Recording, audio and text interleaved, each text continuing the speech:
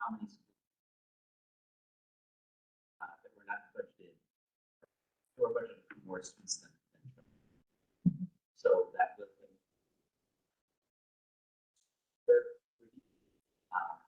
my sense of it is that we have schools that did not meet their registered target. Very, very few. Less than five.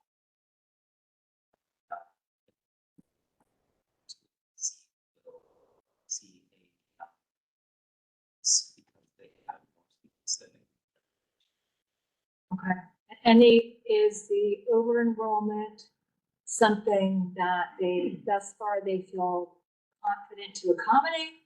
Or are we looking at a situation where kids will have to be moved? Like, how over enrolled are we? Do we know? So there are some schools that are over enrolled, or that were over enrolled for the number of teachers that were hired. That doesn't necessarily mean they are over space that they have. So far, we have 10 schools that have had to develop and offer a seat to a family in the neighborhood. So that's happened in about 10 different places around the district. For the most part, that's been one or two. The captain process is something that we really don't try to accommodate all families in their zone school. And when a seat comes up in the zone school, then that's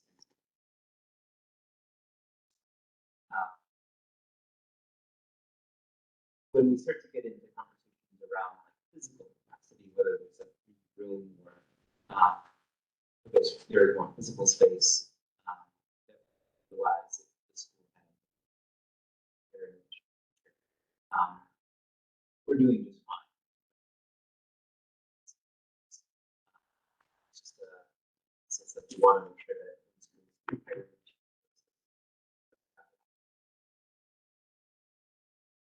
a variety of candidates. It's a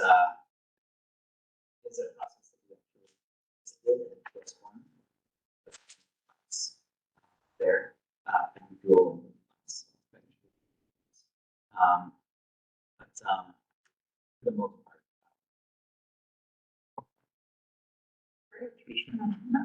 Some questions. Sure. I'd be interested in knowing the enrollment of schools in Community Board 1. At some point, we usually used to get that from the principals, but I'd be interested in knowing that our enrollment is not at the place where it was before the pandemic. And that is usually a reflection of the amount of children in the day school.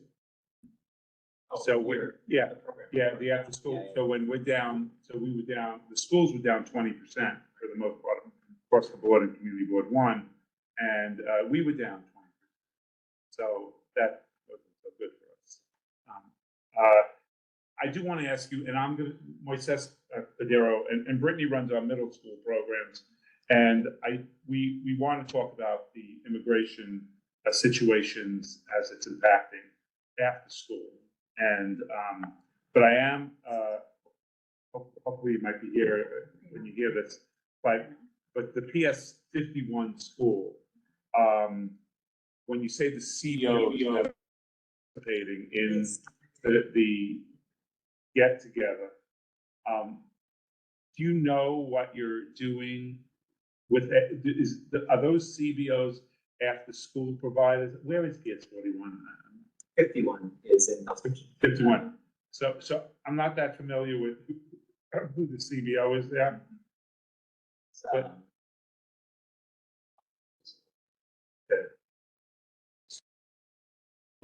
okay. Yeah, I can check it out. But that is Abundant Water. Is it okay? That's our primary one. Wow. It's a new one. Oh, but nice name. Yeah. But Do you know anything about what's it, are they a DYCD elementary school funded program? They do. Yeah. They're not a parent supported program, right? So it's a little, when you hear my report, it's a little different. If it's DYCD, it's one thing. If it's parent supported elementary, which is the majority of elementary schools, but the majority of middle schools are DYCD. Yeah. So, but that's helpful. Yeah. to know. Yeah. I would assume that your middle schools are more. I'll talk about beautiful things Yeah. and Brittany could share it with me over at Morton. Mm-hmm. Great. You know, I'll wait for much that's to get Okay. there. Yeah, I was also curious about whether you're seeing over or under enrollment and in our community board yet. Have you gotten those reports in? Yeah. So, the official enrollment numbers don't come for some time. Yeah. The unofficial numbers, I think you can always talk with principals about, what they are seeing in their schools. All of the schools that are in Community Board 1 are now at a level of enrollment that is higher than it was last year. Oh. Some significantly so. And some of that is due to students from families seeking asylum, and some of that not. We did see there was there was a shelter that opened in Lower Manhattan, and we obviously enrolled a bunch of kids from that shelter, but we saw students starting to return to the schools at the start of the year too. But yeah, the Lower Manhattan is a real bright spot in terms of enrollment for the district. Okay, that's great. So there's not that. You have to- Detta, your question? Doesn't sound like she can hear me. Detta? Extremely hard to hear. I missed the answers to two questions. One was about zoning for high schools. I think you said there is none. And then the other question was gifted and talented program. I think you said there is none anymore, but I couldn't hear those. So Kelly is the District 2 superintendent, which includes elementary school and middle school. I had only made the comment that high school is a very different setup. There isn't a guaranteed seat within District 2. That's the only point I made. But Kelly, Okay. question about G&T before we lost track of you guys, that there are no longer G&T programs. If that's correct? Oh, no, that's not correct. It's not No, correct. absolutely not. Okay. Yeah, we actually have, we still very much, I'm talking for a second. We still very much have gifted and talented programs in the district. We expanded by 30 students last year. We expanded an additional 30 students this year.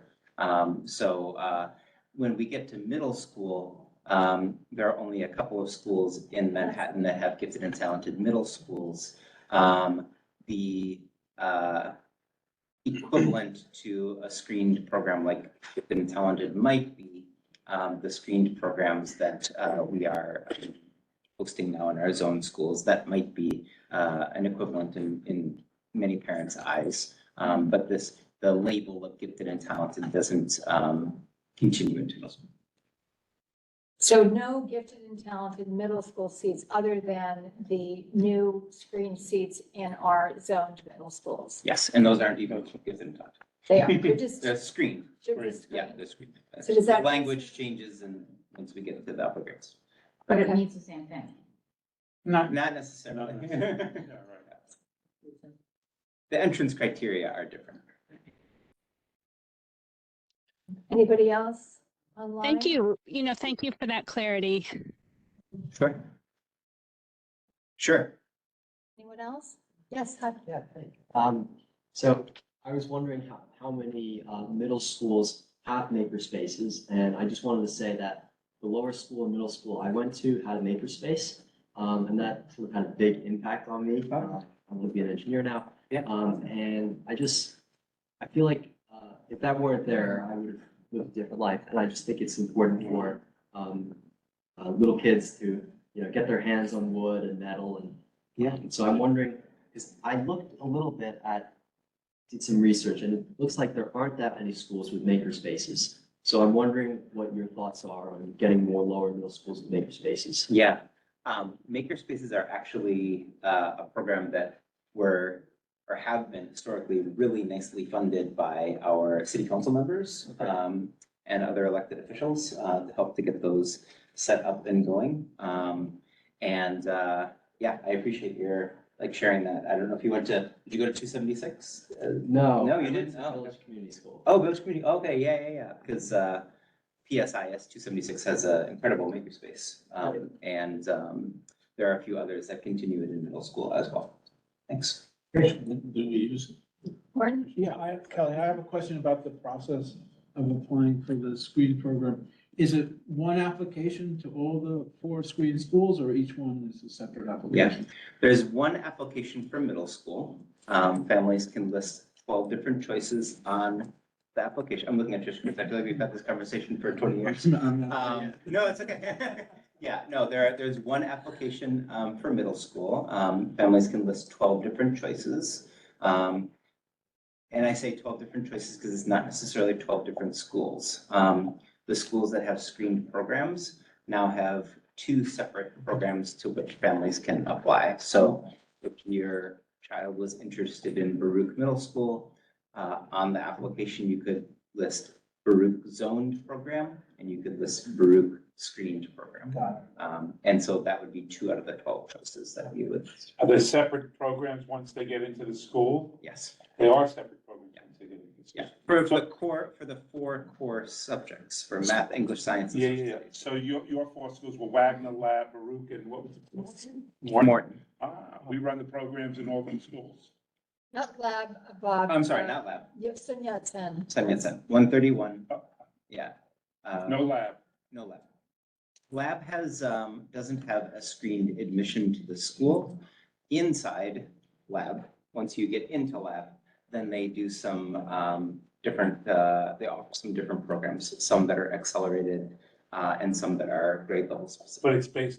But lab is based upon just a choice within district general. Entrance to lab would be based on how the family listed it. Right. And The old family. then if there were more applicants than there were seats, then a lottery number would be introduced. To do a tiebreaker. That's interesting. My question had been, so the application is just, you choose the select. The screen school is part of the whole application, it's not a separate application. from- That's right. Yeah, that's right. Couple more questions, sorry. But since we have. Yeah. I'm trying to take advantage of it. One was, I was wondering if there's a requirement that if we do have asylum seekers in schools, that we also have people who are able to speak the languages that they're speaking, because a parent has told me that that's an issue in our school, Mhm. that we need to have Where is that? PS 150. I know that we don't necessarily have a Spanish speaking program, Mhm. but it would be nice to at least have educators that are capable of communicating with the students so that their time isn't wasted while they're in the class. Yeah, well, I wouldn't say that time is wasted in the classroom regardless. In fact, like ENL experts often say that to provide a translator Yeah. to a child throughout their learning in English would actually be a detriment to their acquisition of English. But we do want to make sure that kids have, people with whom they can connect and speak in their home language if they have needs or interests. We want to make sure that families have a way to communicate with schools. This is the programs that we have in most of our schools are either English, they're taught in English with English as a new language support, Right. or they are a transitional bilingual class, which is kind of like a slow guidance where the teacher is teaching in the home language and then kind of like slowly working out of it as the year goes on. Or there are dual language programs, right, where half the day is taught in Spanish or half the time is taught in English, if Spanish is the language. Mhm. But there are some resources for schools that need translation in them. We have made sure that schools have access to hire both substitute teachers and substitute paraprofessionals. Schools have used that as a way to provide language support if there is no staff on site that can speak a child or family's home language. And many of our schools have actually, hired additional staff. It's kind of exciting to see the number of bilingual staff that are now in our schools, in schools especially that have been serving students from families seeking asylum in, Latin American countries. Like we have many, many more Spanish speakers in our schools now than we previously did. So it's kind of, it is a need that schools need to, adjust in their own way in terms of how it is that they can provide language support to kids and families. But also just want to make sure that, our intention is for to grow kids' fluency if they speak a different language, to grow their fluency in English throughout the time that they're in our schools. I agree with you just from personal experience. If you just dive in, that's the faster, more thorough way to learn. Having said that, in school, because you're scaffolding education, it's not like you're in a social setting and you Right. have it doesn't matter if you don't understand Absolutely, what's going on, because then you just get more and more behind. Right. And that is really the issue. There's no sort of, there isn't the switch space to allow you to sort of like pick it up and then, Yeah. you've already lost all that. But I think you raise a good point. Like you have to have a place for kids and families to go. There's, if there was nobody with whom we could speak in the school, it really would be, I can't imagine, that would be a real discomfort. Isolating, yeah. Yeah. Okay, so that was one thing. Sorry, then the other thing is just as a person who is now currently in the midst of looking at middle schools and the frenzy of that, and the confusion of that, I was wondering, can we just have like one consolidated system? Because I know that as a parent, it's like some schools will post when they're having tours, other on one format, another school posts at another time. It isn't in one consolidated space, even sometimes within a school's website where they say they're gonna post and then where the information is finally to be found is really confusing. I feel like that is a system-wide DOE responsibility and not a school-by-school responsibility, and parents shouldn't have to like hunt down every single option to look at in 40 different locations. Yeah. It should be consolidated in one location and be. Yeah, your feedback is fine. The city does have a system now through My Schools that does allow schools to list their tours and open houses. But it is new. And so we need to get all of our schools using it. And even the My Schools, I believe we still haven't received, at least for us, unless it went out today, we haven't received the code to even get in there. Yeah, We can it'll still come out look- tomorrow. Yeah, Oh, it'll come okay. out tomorrow, but the catalog, I think, is available now, but tomorrow is when you can actually get in there. Okay, Yeah. I see. Yes. Which one? Okay, I'm done. Anybody else? That's important to know. Anybody else online? I'm just looking. See anything? Anyone else got a question for Kelly? No.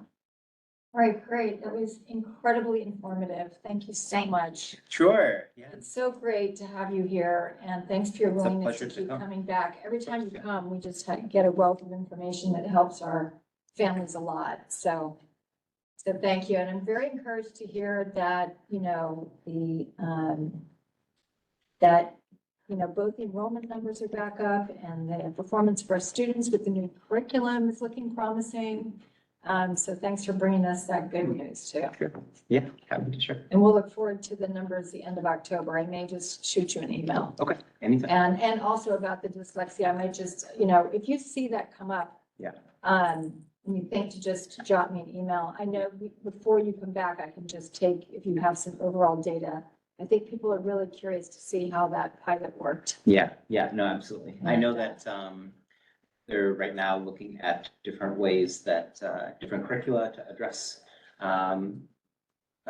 needs in dyslexia next year. They're looking at some possible additional assessments that could be implemented, but I should have more information. Okay, terrific. I spoke too soon. I have one more question. I was just wondering about the, I know that classroom enrollment is supposed to be going down according to New York State. I know that there's this question of whether or not there's sufficient funding to actually allow that to happen. And I know that obviously the federal funding is starting to lessen. What's What's the plan? to happen to our schools? Are we actually going to have smaller class sizes, and how are we paying for that? And where's the pipeline for teachers? Yeah, those are all really good questions that I don't quite have the answer to. All I can say is that, the law is being phased in over 5 years.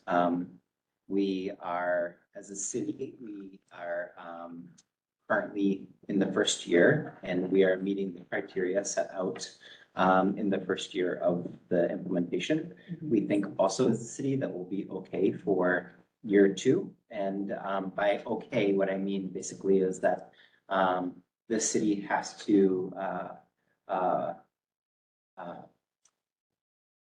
have a certain a percentage of classrooms that meet the class size limit in each of the 5 years. So I think it's the first year, 20% of the schools need to meet the class size limit. Second year, 40%, and on to 100. So while many of the classrooms in District 2 do not meet those class size limits currently, couldn't be included in those class size limits, system-wide, there are many classrooms that do meet those class size limits.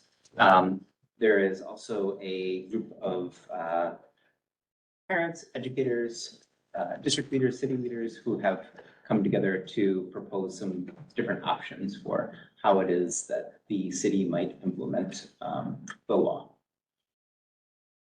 And so, but I haven't heard anything official come out of that yet. A few things. We do have a couple resolutions that were before your time that we sent out to the city about both under enrollment and also last minute cancellations that leave our schools in a conundrum. And what we had asked for at Community Board 1 is to refund the schools who had a lot of cancellations between the end of August and October. I think it was, a lack of confidence because of the years of overcrowding that we had, that people started snagging seats just to have something when they had options to be in other places. And it really threw off the system for our educators. It's really difficult. We don't have that happening so much anymore, but if we do have this lowering enrollment, if that traditionally has not been our problem downtown before the pandemic, it's been the opposite. But if that were to happen again, it would be something that we would go back to the DOE and, reflect back on that resolution and make another one so that there's a baseline funding. We actually also passed a resolution asking for funding by the classroom instead of by the pupil.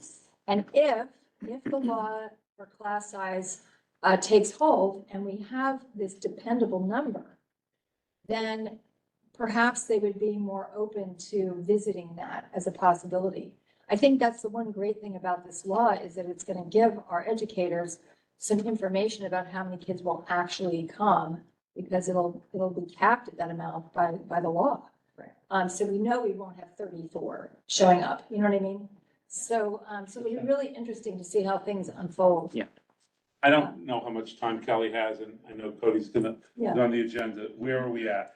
We're good because we have several canceled Okay, items. so- So I would say there's another 2 or 3 minutes on this topic. Oh, so I have Moises and Brittany here. Do you want me to go before Cody or after Cody? If you have a question for Kelly, go now. Okay, just our report. It's more of our report. So, thanks. Is it? Okay? Yeah. No. Absolutely. Yeah, thanks. So we are now getting our feet wet on the immigrant issue after school. And Brittany runs the middle schools and Moises runs our downtown elementary schools. And both of them have different experiences, which they've reported to me. I will synthesize it and then jump in. Beautiful story. I'm reading Cynthia's email to me today at Morton School. Half of our boys team and half of our girls team in soccer are immigrant students. And believe you me, they're ringers. So we're really happy to accommodate them.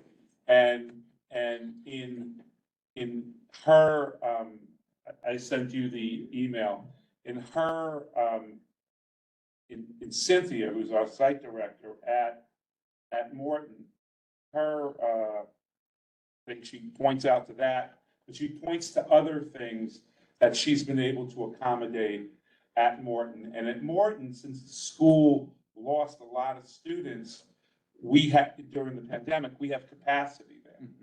And we have, so, right, Brittany? So what else did she say about the? Because the amount of students have lowered in Morton, we have capacity in after school to meet that need for our migrant students.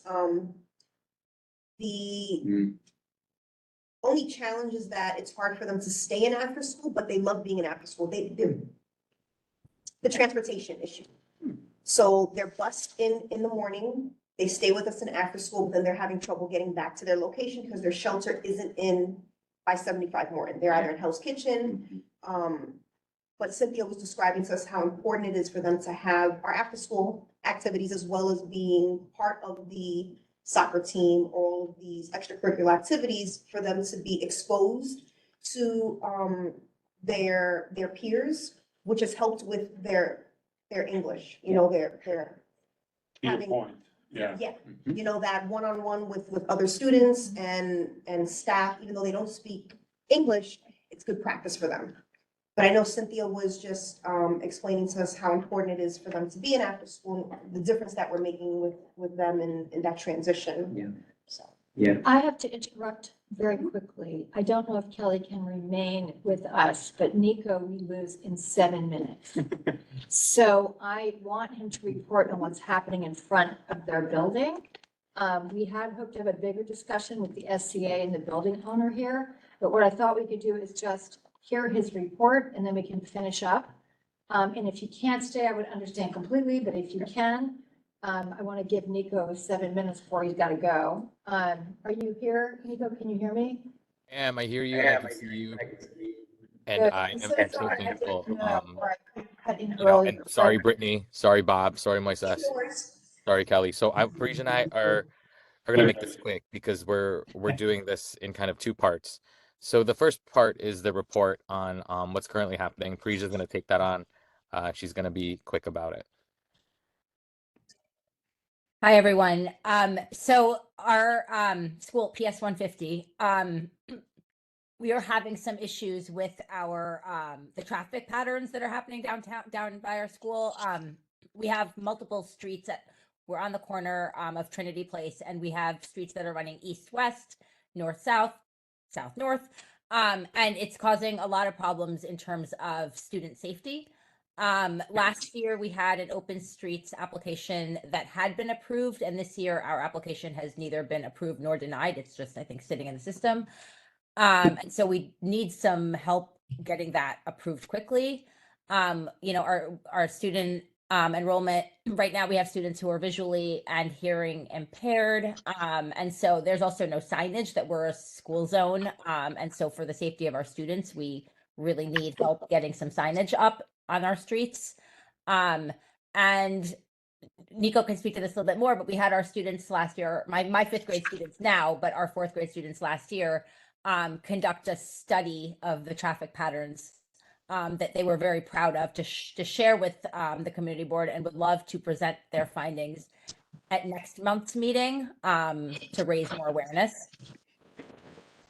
I would be Yeah. delighted to have them. No, and they're so they're so excited. You know, we spoke to the fourth grade class last year about problems that they had faced in regards to school and commute was one of them. And so the essential question that came out of that discussion was, are students, are pedestrians, are families using the crosswalk appropriately? And if not, what are they using to cross Trinity Place? And so over a 2-week period, groups of students collected data. They tallied who was crossing where. They have a dog tally in there as well. So we have to make sure our four-legged furry friends are crossing safely. But essentially, this came out of that the DOT had explained to all of us last year that they were going to conduct their own study before putting another crosswalk there. And so, in true New York fashion and gusto, our kids are trying to figure this out themselves. And if possible, would love to come to next month's meeting to present to all of you, as well as representatives of Department of Transportation. We would love to have them. I really look forward to it because the DOT may not come through with that traffic study that we asked them to do before the school opened instead of after, number Oh, one. geez. Number two, the scaffolding was supposed to come down in October of last year. We finally got that down.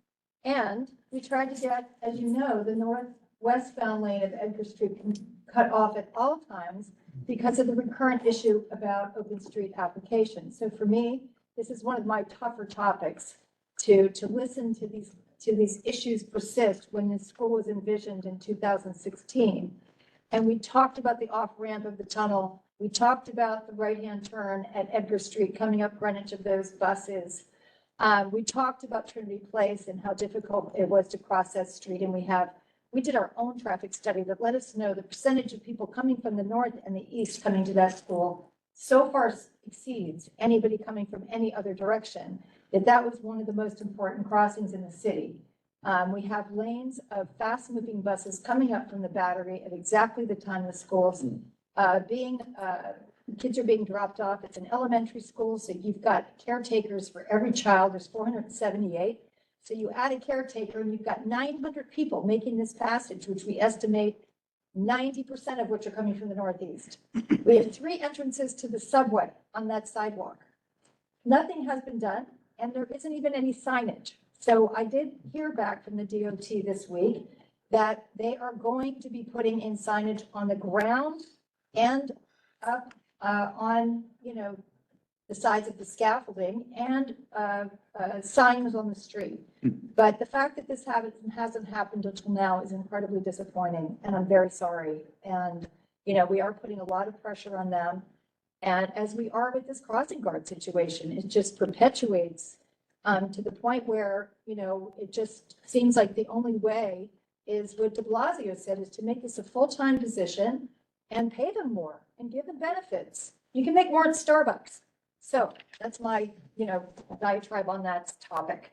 But I am very anxious, which is why I'm so strident. To work that hard on these preparations for your school and to see it not happen is heartbreaking and frightening. So know that we're doing everything we can to push them along. But I think I might have Carl here next month with your 5th graders. I think that's going to be the best possible thing that we can do, is to publicize what they've shown. And I feel confident they've done a great job. And we're really looking forward to hearing what their observations are. But please let us know, Nico, I know you have to go, but let us know what we can do for you in the time between now and the November meeting. Thank you so much. Thanks everyone for letting us sneak back at the top of the agenda, and hopefully, Kelly, we can make it on that District 2 Instagram. Please. Okay. All right, everyone. Take care. Thank you so much. All right, we'll be working on it. Bye. All right, Cody. No, I didn't finish. I'm sorry, Bob. We're doing Bob still. Okay. I'm sorry, I forgot. It's okay. I was with you. My mother, you Cynthia. too. So we finished with the middle school, but the real issue we're having is elementary school, and we may come with a resolution at some point, but it's really important, it's as important as other issues that are generating around our mission is to provide childcare for people who have to work. That's what our scholarship program has been since I started in '89 at 234. People need to understand that it's very hard for us to turn away working parents or even parents that need after-school care. Moises and I have talked, and I got a call today from the assistant principal of 89, asking me, Bob, what about these two students? And I said to her, Thea, we have to hold off here for a second, because I don't know what the onslaught is. My heart was ready to give these kids access, but we're being flooded, and there's no institutional response. Lupe, are you on the call from the public advocates? No, she couldn't make it tonight. So then when I went into Moises's office today, I found out that at 276, there are many students. Moises, why don't you just tell everybody what you told me today? Well, the case we have at 276 is that there's a parent who's sort of standing as a representative of sorts of more asylum seeking immigrant families. And she has a number somewhere in the neighborhood of 20 or 25 children who need childcare during the after school program. The real trick there is that they have sort of these day gig jobs where they're doing deliveries, they're in restaurants, they're doing a lot of prep work for the night shift at these places where they're working. And so the need for them to travel from wherever they are in Manhattan, Brooklyn, Staten Island, you name it, to get to the children after school is a serious, serious hardship for them. So they're lining up all through the main office. People are getting to pick them up really, really late. They're looking to us because a lot of them we served during Summer Rising and thought that this was just sort of an automatic, sort of transition. Terry signs me up to the school, I get access to the after school as well, and it's just not the case because the DYCD program is a free program. So all the families. So what I was telling Bob today was to just hold off because whatever those two families were, it could wind up being more than just two families, probably more. Could be 50. At 89, I know it's in that neighborhood of 10, 15 families that we need free after school care. We're struggling with that. So that is the reality. Just FYI, I reported this, our after-school programs, because of the drop in enrollment in the schools, and I haven't looked at it yet, are still in some of our elementary schools not, the profit and loss is a negative for the first time in 30 years. We made it through the pandemic where there's talk about a 5% budget cut in middle schools at DYCD. And we've always had a very robust scholarship program. This could break the bank, besides the resources that the children need. And I appreciate, we do work around the language barrier a lot. And it works out. But these children in the elementary school are younger than the middle school kids, so they have less, they don't know what's going on. We had someone that, as I said to this committee last meeting, we had a child, K-5 last year, at Spruce Street School who was going out the back door. School safety was going after him every other day. So I don't know what to do. Yeah. Can I ask a question? Can schools pay you directly as a vendor to provide? I don't know. I mean, I've only been on the middle school side of it. Yeah, I don't know. Theo went and said, well, maybe we can get the PTA to sponsor the one child.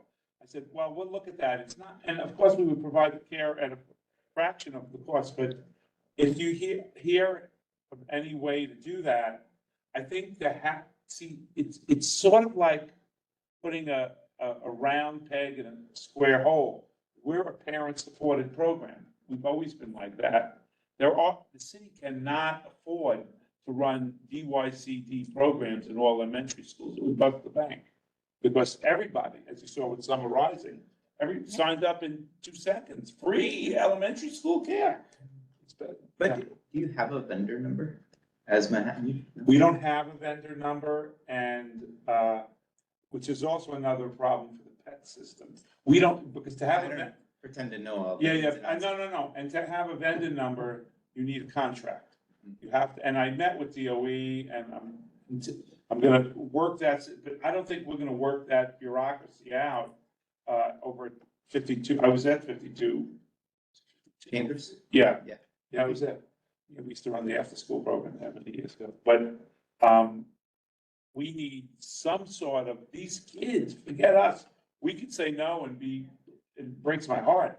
These people are gig workers, and it breaks my heart that there's no program, and I'm a member of a coalition, it's not as big as the DYCD coalition, but a coalition of the parent-supported programs. They're almost all parent-supported in District 2. There are very few. There's 41, there's PS3, there's PS40, there's all these parent-supported programs. And I don't know what's going on, and let's stay in touch on this, but it sort of is not where I want to be as a person who started programs and never had to turn anybody away. We never had to turn anybody away. And then to turn away immigrant students when they need it, working immigrant students. And I don't know, I just don't know if the state OCFS can come up with something. We could take a couple. We just can't take what we think. What was the number in this? 276, 20 to 25. Yeah, I mean, that would throw our, yeah. Can you break down the costs? What does it cost for those 20 to 25? Well, For every 10 students we take, we have to hire 2 staff.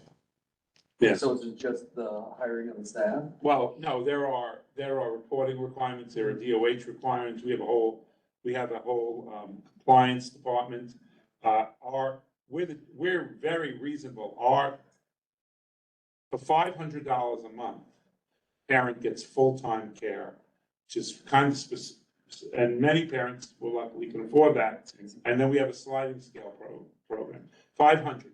And that $3,000 a year is less than the DYCD reimbursement rate that they give us. We're able to do, we've always done it on volume. 276 specifically? Yes. $500 per kid? Yes, per month. And in some schools, About, do PTAs pay you? no, They never do. we pay them. Like this thing that Tal was proposing at 89. She's gonna look at it. But that's not a traditional. We've not never something had that happen before. And we pay, I don't know that they're allowed to. Yeah, I don't know. no, they pay nonprofits. They bring nonprofits into day school. Yeah, they put them on the payroll. And sometimes they have vendors that do their recess and you pay for that. Yes. Ah, Yeah. okay, yeah, that Yeah. makes sense. And the other thing is, the PTAs, this year, they implemented charging us for the permit of after-school programs. David Dinkins took it away, and now they're starting to charge us for the permits. They're couching it as school safety, but it's up, it's $25,000 per school per year. So that's another $125,000 hit, that we have to pay. And if we don't pay it, Roxanne Fletcher. I would love to stay in touch on Let's this. stay in touch. It's really, So, thank you. Yeah, Thank you. sure, yeah. I don't know if the community board should do a resolution on it, because all the programs in this neighborhood and in the village and going uptown, up to Community Board 5, Julie's community board, staff, they're all parent-supported programs. So Bob, can you send me some bullet points for that? And I will Yeah, I put will. it together. for What's you. that, and I'll put something together. Okay, It's that the DYCD is really good. It would be great if the only angle, but they're hard. The only angle would be for DYCD to give us some elementary school slots. Mhm. You know, that would be fantastic for these kids. And let us do the billing through DYCD. I use this a lot. Everybody here will forgive me. So if Shelley was alive, there would be no problem getting that legislation pushed through. All right. Thank you, Bob. Thank you, Kelly, For sure. very much. Good catch. Okay, Cody, thank you for your patience. Oh, this is purely recreation. That's the best.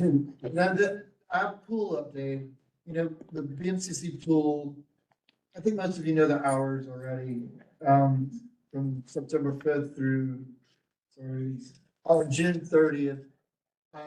It's Monday through Friday, 3:30 to 6:30, Saturday and Sunday, 9 a.m. to 12 p.m. That, you get that lane swim for $300 for the whole time. Can you say the weekdays again? Sure. Do that again? Monday through Friday, Uh-huh. 3:30 to 6:30. Mhm. Saturdays and Sundays, 9 a.m. to 12 p.m. This is from September 5th through June 30th. Wow. $300. And then for 65 and over, same hours, but $200.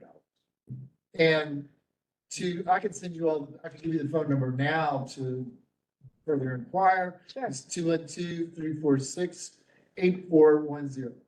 And I spoke with the athletics director, you know, also about expanding the hours into the evening, and, you know, so that people who Yeah. work. And they said down the road, we are definitely, this is Matthew Ruiz, who's the athletics director.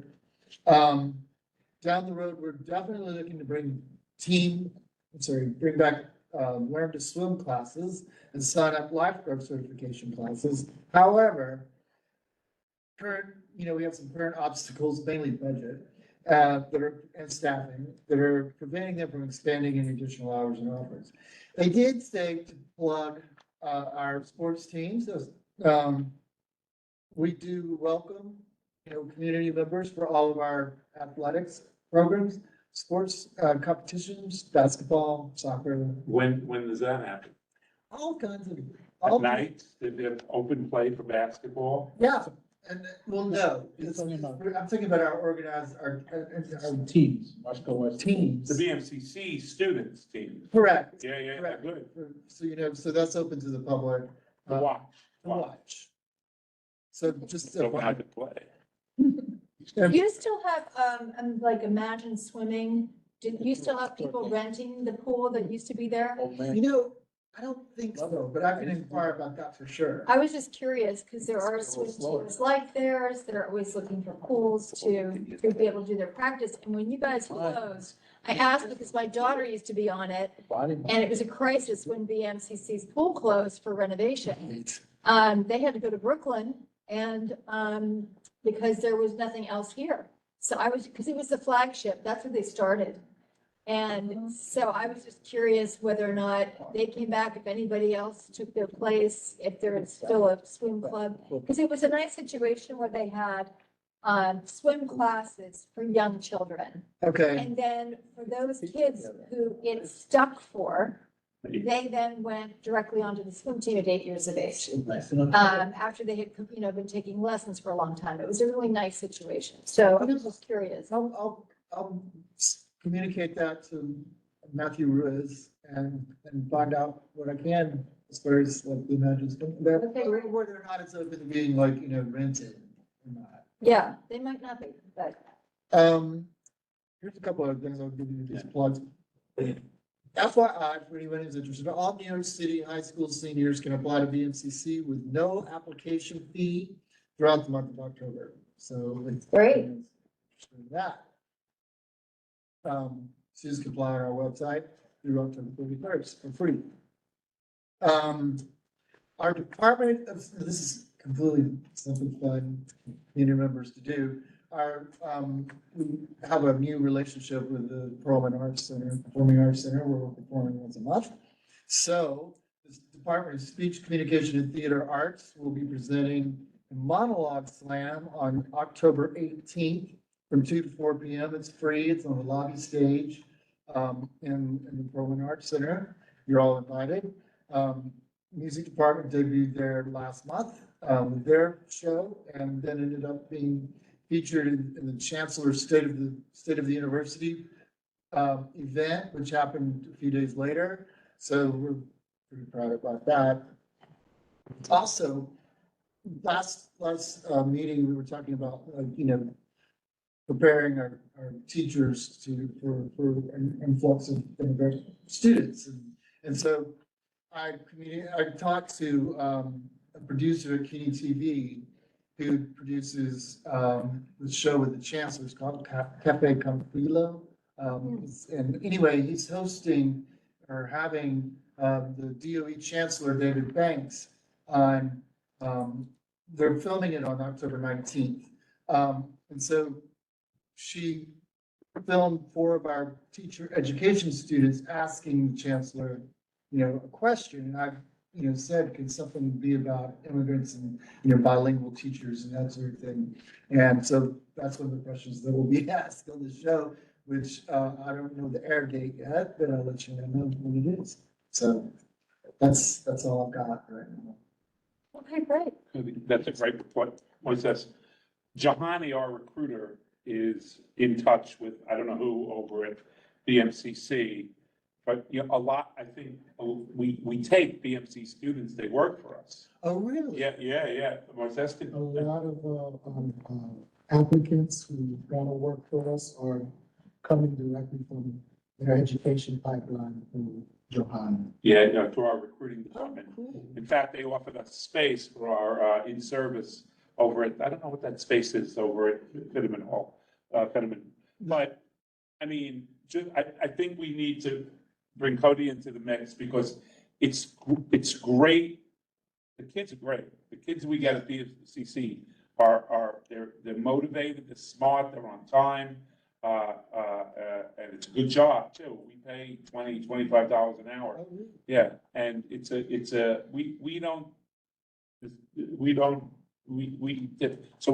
we'll keep you in the loop on that. But we find that, because they're right across the street and each semester when it changes, the student's schedule change. Isn't that, what's the kid's name that was doing all your petty cash? Is he coming to BMC now? No, he's at City College. He's at City College. But, it's a great resource that these students can manipulate their schedules. We recruit over at Pace also. We try Three to of our get, bus counselors who pick up from 276, 150, and they all come from UMCC. yeah. So we get a lot of, BMC is the real deal for working students, Yeah.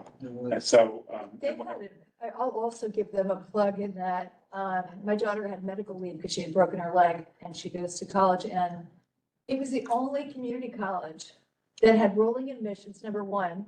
Number two, they have this really interesting thing that starts in October, where no other college had any classes starting in the end of October. But they have offerings with all these Yes. different kind of combinations of times. Like instead of a semester, they have offerings for 4 to 6 weeks classes. Accelerated. And they have a tremendous, her Yeah. school looked at their catalog and said, there's a lot of classes that transfer to other universities, even private colleges. Oh, yeah. It's quite impressive. So The whole, good resource for our community. it is, the articulation agreements, you should check it out, or we have an articulation page, what credits will transfer, what departments will, where they'll transfer to, not only within the community system, but like you said, in other colleges and universities. So, Trey goes to one of our staff, office workers is on top of it as anybody. She's. Well, the other thing is they have scaffolding for students with disabilities. yes. So that was another thing, because that's not common among colleges, but they have a program there Yeah. for kids with dyslexia and autism, anything, all the spectrum. It was really an eye opener for me, living right down the block from it, never understanding how much they have to offer. Our support services are top of the line. Yeah. We get a lot of attention to that, so. Thank you very much. So I mean, you spoke to Matt Ruiz, but who's the aquatics director? Aquatics director. Who's your aquatics I director? don't know. So, so how did you get all that information about the pool? From From, oh, you mean who administers the pool? who? Yeah, Okay. It's the Center for Continuing Education and Workforce Development. They do all the transactions. and who was that? Who's that? Is it- Stephanie Chez, Chez. And that's who you would speak to if you call that number. Yeah, we've worked with them. We worked with Todd, who used to run the early childhood center there. I don't think Todd's there anymore. He's probably in the nursing home where I'm headed. I was so I had a quick question. So you were saying that high school students could sign up till the end of October. What exactly would they have access to? No, I say their application to apply to BMCC. Oh, Yeah. okay, It's sorry. for free, for Okay. New York City Public. And what's the tuition? It's Affordable. yeah, I mean, very cool. I can't give you a quote, but I Yeah. can tell you it's. And then there's aid packages if you have, Oh, gosh. Yeah. Yeah, a lot. it's a real resource. And also, like I said, it's cheaper at community colleges and community than the senior colleges. So, tuition is cheaper. And so, a lot of students, a lot of people come to BMCC and knock out a lot of their early foundational courses and transfer to, other senior colleges in the system. I think 12, you got to be matriculated, I think you have to take 12 credits at the NCC, which is standard for any Right. university. And on top of that, they offer some of these classes to high school students. Yes. So they can, Right. by the time they get to college, They've already banged out like 12 credits. Like the EMS paramedic program, Mhm. like, I forget the name of the school. Yes, that's a lot of high school students who get their, their paramedic license and then, they're hoping to climb that ladder as far as emergency management. Yeah, it's a great resource. I'm so happy you came and talked about more than just the community center because I didn't think of it and we should have you come again. Yeah. Time to time, because I think that, if we put that on the agenda, I bet it will draw some people that are thinking about it, that are applying for college. Yeah. Really understand, what the offerings are there. I know for me, I thought I knew and I had no idea. So it was a great experience talking to them and they're very available to speak to, Yeah. which is, was a great relief. And I think it's a tremendous resource for the community. Well, So they have great summer school offerings. right. I It's mean, fantastic. they call ourselves a community college and we're in this community. Yes. So take advantage of it. So we'll make sure to have you back again and again. I think we really should be talking I'm more on this about it. committee, so it's. Yeah. No, I think we- Readily. That's But at least, we'll have you on the agenda more often. Okay. yeah. I think that's important. Cody, tell us everything now. Well, you want to give them time to prepare. That's a hell of a pool. That's a hell of a pool. I love that pool. Yeah. It's beautiful. Yeah. It's really, it's beautiful. It's huge. And it's I like, can't swim across it, no. I've never swam there. I was there with All her. right.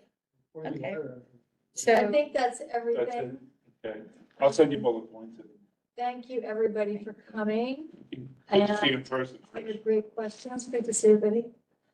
And we'll see you next month.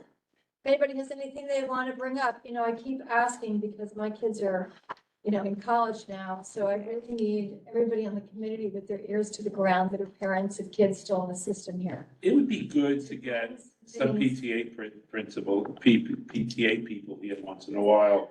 Just talk about the state of our schools. I agree. Just so you guys know, PS 150, our PTA meetings are exactly in conflict with these meetings. I hear that from Absolutely. a lot of them Yeah. and. But we have PS 150 representation here. We sure do. We could use 234, we could use Yes. some more.